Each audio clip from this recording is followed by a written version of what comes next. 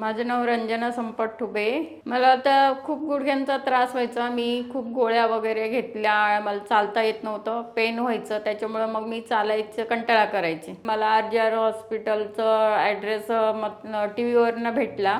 मग मी डॉक्टरांना भेटली। डॉक्टरांनी मला ट्रीटमेंट सांगितली। पहिल्या महिन्यात 10%, दुसऱ्या महिन्यात 30% आणि आता तिसऱ्या महिन्यात 50% फरक पडला। आता मला चांगलं चालता येतं। ते पुणे येथील हॉस्पिटल RJRचे मी आभार मानते।